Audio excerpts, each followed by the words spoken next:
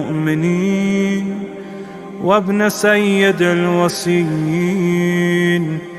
السلام عليك يا ابن فاطمة سيدة نساء العالمين. السلام عليك يا ثار الله وابن ثاره والوتر الموتور.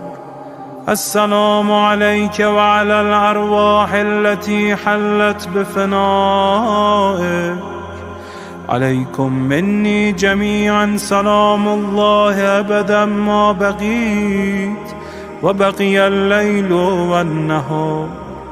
يا أبا عبد الله، لقد عظمت الرزية وجلت وعظمت المصيبة بك علينا وعلى جميع أهل الإسلام، وجلت وعظمت مصيبتك في